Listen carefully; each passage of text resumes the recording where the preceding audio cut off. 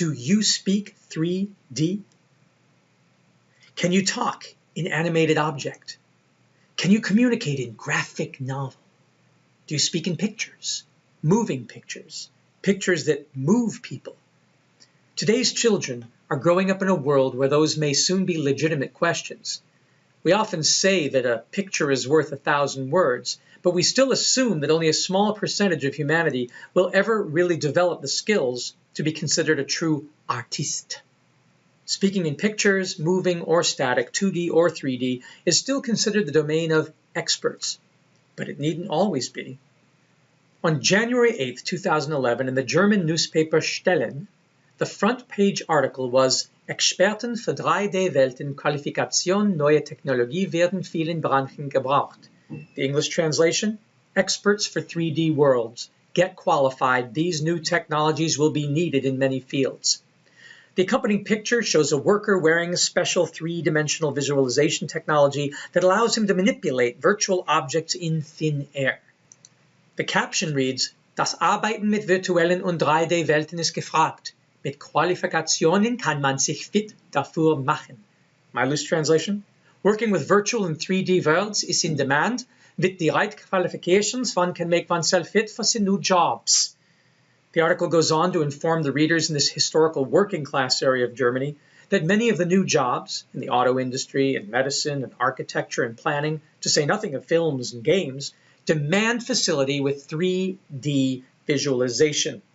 But they point out that getting qualified can take more than 6 months of intense study and that the education system is not yet equipped to equip students, much less retrain the rest of us, for this sudden demand.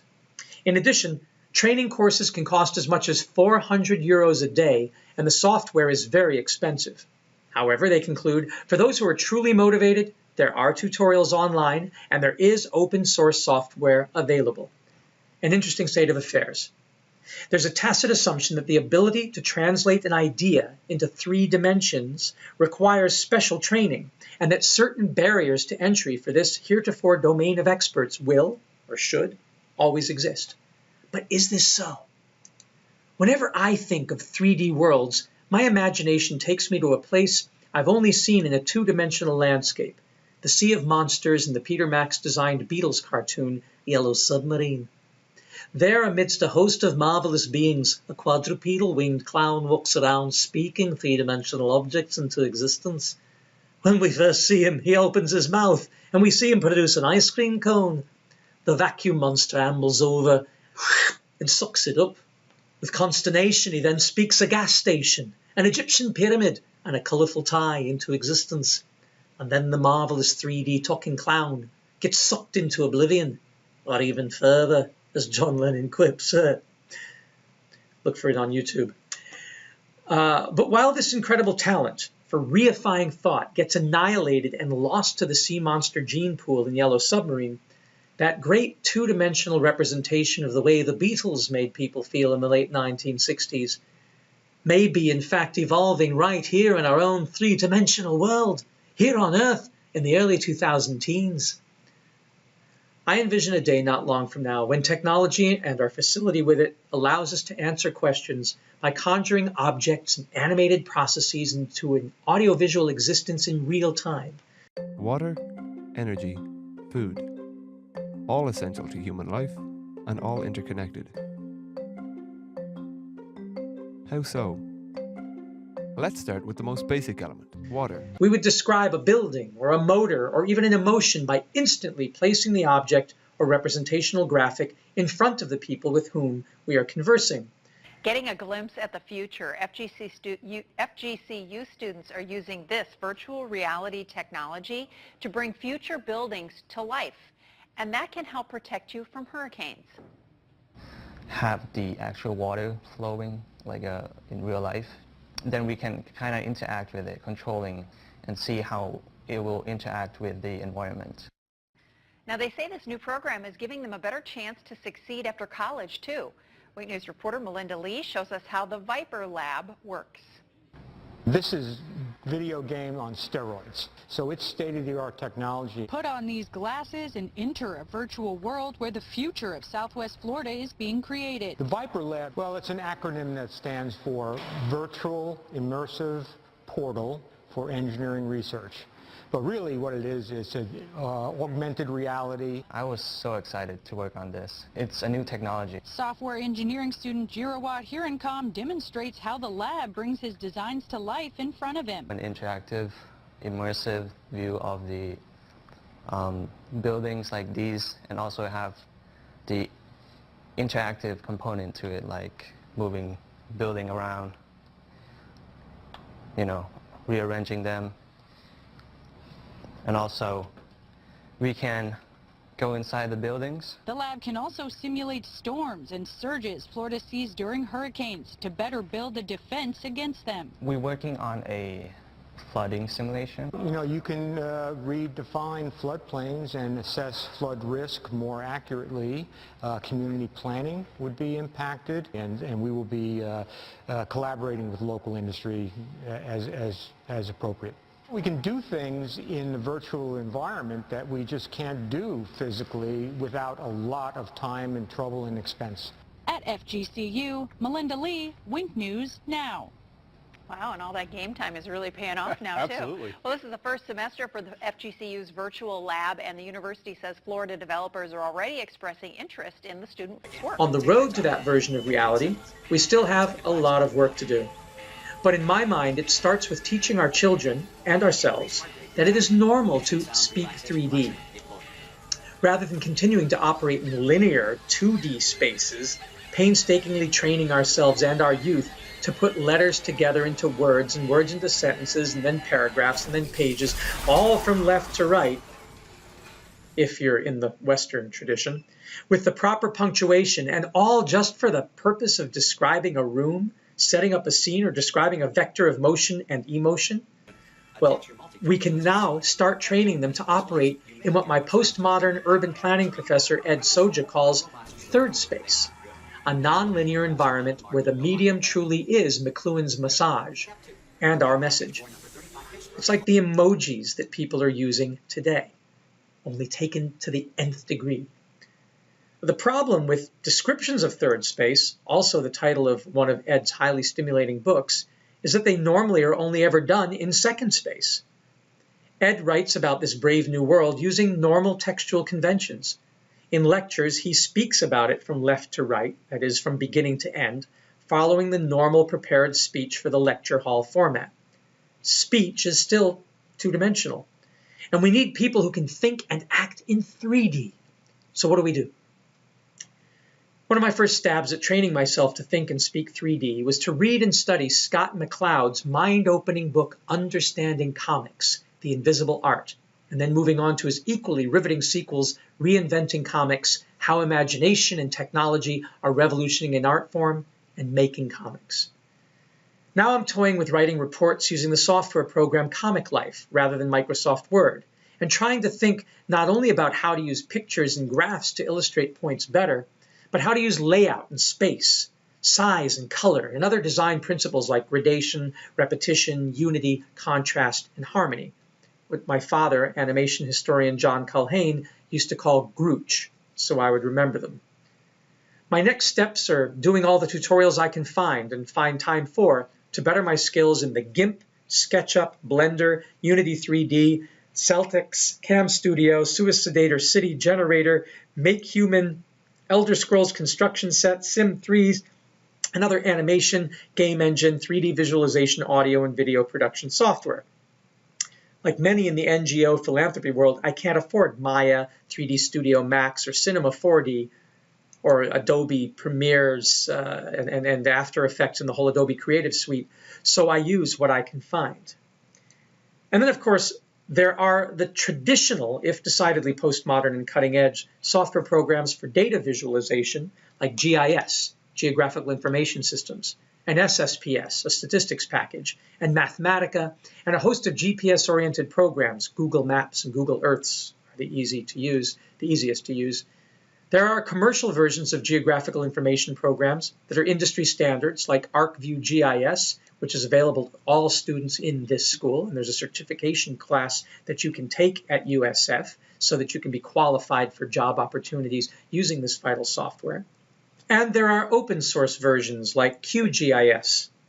All of them enable human beings to add space and place and dimensionality to our conversations in meaningful ways. And to add an emotional and hence motivational element and enriched context to my speech, audio and music production software abounds. Audacity is a great open source package. The use of green screens and video editing software like Camtasia or Adobe Premiere that permits chroma key effects makes creating a tapestry of landscapes and illustrations in which to embed our lectures and speeches almost effortless. Now, when I answer questions about our work on solar hot water systems and biogas systems in the real world, I try more and more to answer them using these software resources and the techniques of audio-visual production and graphic representation that I'm learning from books like McLeod's. In effect, I'm trying to learn to speak 3D and to carry on a conversation or give an explanation using hypertext, illustrative hyperlinks, and some good 2D and moving representations of the three-dimensional, really n-dimensional when you think about it, reality that we inhabit. Augmented reality, annotated reality. It's here. In my line of work, it is actually very important to develop these skills now, not in the future, because so many of the people who we are trying to reach in our sustainable development efforts are separated from us by language barriers and cultural barriers and class barriers and lots of real three-dimensional space.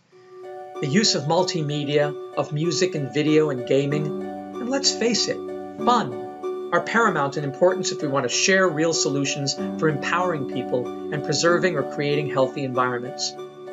This is a point His Excellency, former Nigerian President Olusegun Obasanjo made both publicly when we presented together at the Melody Dialogue for Civilization Conference in Geneva, Switzerland, and privately when I stayed at his home one summer building biodigesters with his family and community in Abeokuta, Nigeria. We are both on the board of the UNESCO-sponsored Melody Dialogue organization because we and many others, like Melody Dialogue founder Mehri Madashahi and 5D founder Tali Krakowski, and I and Mike Bonifer of Game Changers, think all of us who participated in the FMX conference, all of us believe that we must act now to use all available channels of communication for the necessary dialogue about real things that humanity must come together on to preserve and better civilization. And so this was the intent of creating a forum that I did called Blending Realities on Facebook to create multiplier effects and accelerators, share insights and skills so that we can be part of that evolving generation of human beings who not only thinks, but who eventually, inevitably, will speak in surround sound, melodic and musically intoned, audio-visually enhanced, animated 3D. Or should we say 5D? Can you speak 5D? This module is about training us to do exactly that and discussing what such a skill set would do for systems thinking and helping to foster Nexus perspectives. Last year, Dr. Robert Domenghi, who was a foreign affairs officer for the U.S. State Department, spoke to the faculty of Patel College about the importance of this form of digital literacy combined with the hands-on learning and appropriate technology that we're trying to be famous for. He championed the integration of augmented reality and embedded QR codes for quick response learning and information sharing.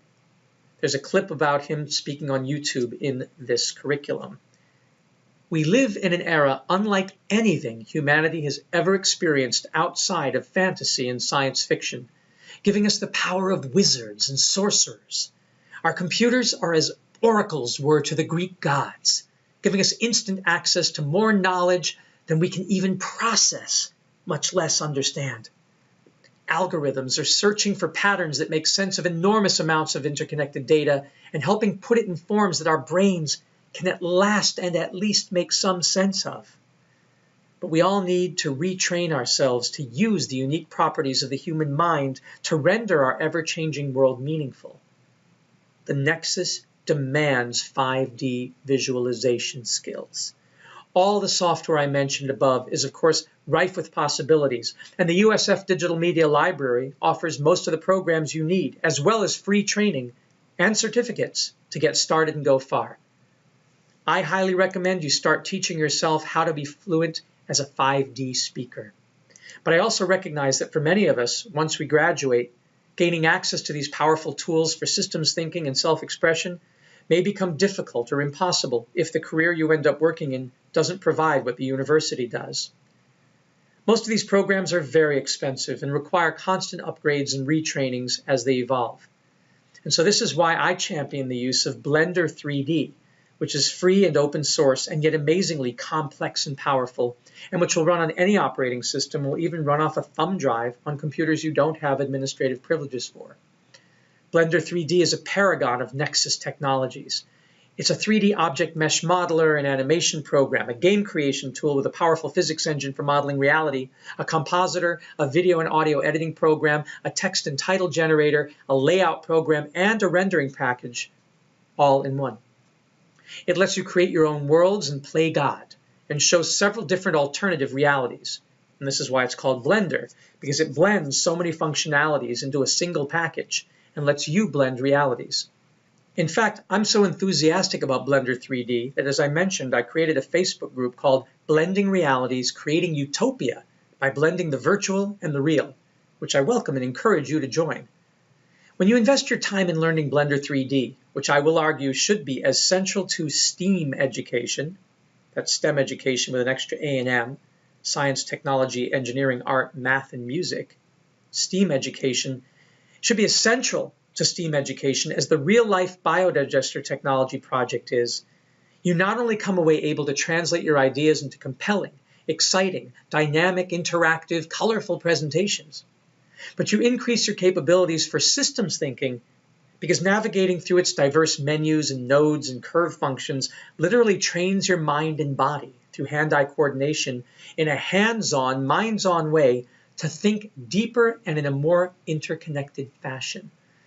Much as I claim biodigesters are the nexus of real-world sustainable development technologies, I claim that Blender 3D can be the nexus of virtual world sustainable development technologies.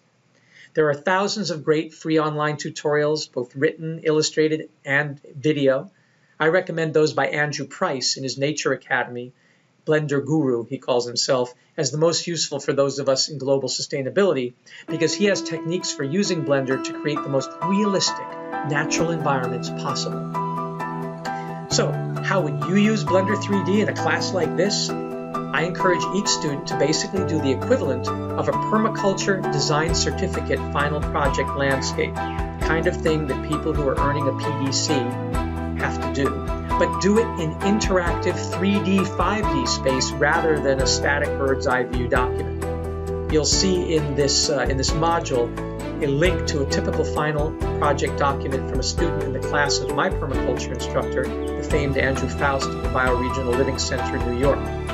The students in his classes are asked to take a real place of significance to them. It can be your home or yard or community or a place you cherish, and transform it using permaculture principles into the place you would like it to be. Remember, Gandhi said, "Be the change you would like to see in the world." In permaculture, we want the places we live in to be the change we would like to see in the world. And with a good plan, we can transform them. Blender 3D, of course, lets you transform that landscape into one you can walk through, fly over, look around, experience from different angles, just as if you were in a video game. And if something you did doesn't feel right experientially, you can then go ahead and change it at a very low transaction cost, just your time reworking objects on the computer. It allows alternative realities to be tried out. What I encourage all of my students to do is, as with a permaculture design course, start with a static map of the landscape you want to see transformed with Nexus thinking, and bring it into Blender and start populating it with 3D objects. First, with the existing objects that are already on scene, and then bit by bit with the ones you would like to see, transforming the landscape into your vision for a better reality. You want to know how to do it? We have a link here that you follow, which takes you a tutorial assignment that I've done on how to use Blender 3D to visualize the Nexus through creating a sustainable landscape. It includes a video tutorial you can follow along, and then the USF Canvas system has a plethora of Blender tutorials that you can do to become an expert at making your world, at least virtually, a better place.